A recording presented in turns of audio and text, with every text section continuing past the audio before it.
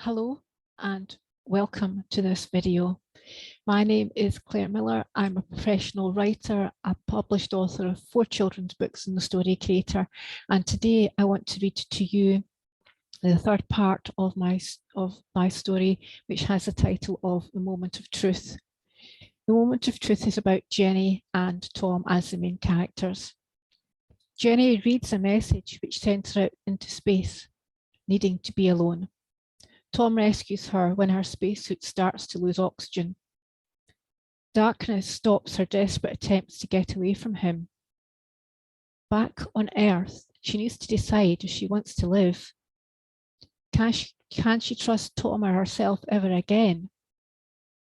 What will she decide in her moment of truth? The first part is called The Message. The second part is called The Journey Home. And this is the third section, which is called The Recovery. I hope you really enjoy listening to this.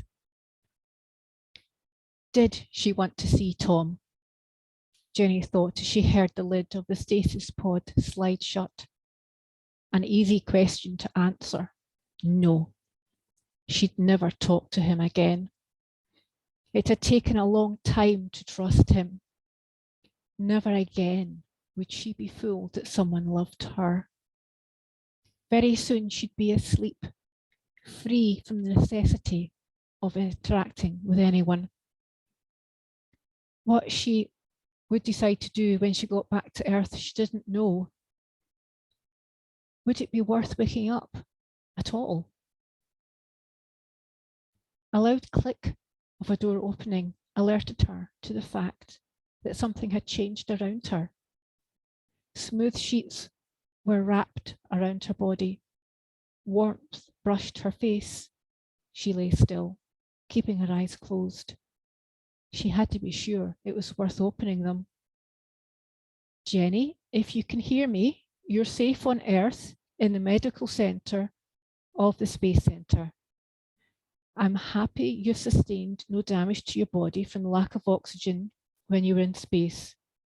What happens next is up to you. I'll come back and check on you later. There was a loud thud, a sound she recognised as a door closing, then silence. She had to be in one of the rooms in the medical centre. How many times had the space station doctor said this? How long had she been back on Earth? Had Tom been to see her, hoping she'd wake up and talk to him? Did she want to open her eyes? Was her life worth living? This was so different from the last time Tom had rescued her. Then she'd been eager to wake up, desperate to thank him for saving her life. Happiness had blossomed in her life. Now her world was crashing around her. Her heart had been broken. She had nothing to live for, and everyone had witnessed her life falling apart, just like the last time. By now, she knew everyone would know she hadn't gone on the onward journey. The launch was to be broadcast on television. There would be questions she wouldn't want to answer. The hurt was too deep this time. A gentle, quiet click of an opening door stopped her thoughts. Footsteps came close to her.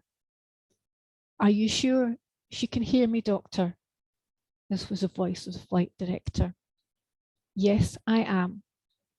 The monitors are measuring increased brain activity. Tell her what you told me. I'm sure it will help her. Jenny listened intently, wondering what the director could say that would help her. I feel responsible for causing the situation. Will she ever forgive me? She was so happy with Tom. I know Jenny will understand. Tell her what you told me. There was a moment of silence. The director cleared his throat. Jenny, I owe you an apology. There's something I should have explained to you before you left to go to space, to the space station with Tom and the rest of the crew.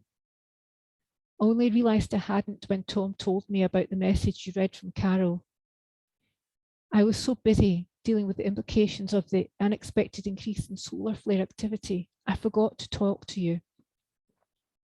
The whole onward journey was threatened. We had to bring forward the mission to the space station and the timing of the launch of the onward journey. Only the commander and I knew about the solar flares when you left to go to the space station. The crew were told at the last operation meeting about the impact of the solar flare activity, the preparations for the onward journey. Getting the onward journey launched was a priority. Two friends of mine, Carol and David, had a financial situation they needed help with. I asked Tom to advise them, given his financial expertise. He agreed on the understanding I told you why he was always leaving the Space Centre. The director paused. Go on, the doctor said in a gentle voice. The director took a deep breath and continued.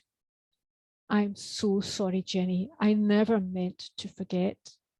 The message you read was from Carol, telling Tom that she and David were getting married in 4 months. They wanted Tom to know, because without his help, they would have had to wait several more years before they could afford to do so. There was another pause, then the director spoke again. The launch of the onward journey was never televised on Earth. The increase in solar flare activity was blamed for this. No one knows you and Tom were on Earth at that moment. When they do, I will tell them. I asked you both to come back to prepare for another deep space mission. The solar flares had decreased enough by the time the onward journey was ready to leave the space station for everyone on Earth to view the event without any interference. Tom is innocent of any wrongdoing. I hope you can forgive me. Jenny felt a tear roll down her cheek. It was gently wiped away. Come on, the doctor said. Let's leave Jenny alone. Jenny opened her eyes as a quiet click sounded and saw the director standing beside the door, by the doctor, by an open door. I'm so sorry, the director said, then walked through the doorway. The doctor followed. The door swung shut without a sound. And that's the end of that section. I hope you really enjoyed listening to that. If you'd like to know more about my books, my website is www.clairemillerauthor.co.uk. And I would just like to say to you, thank you very much for watching, listening to this video. Thank you.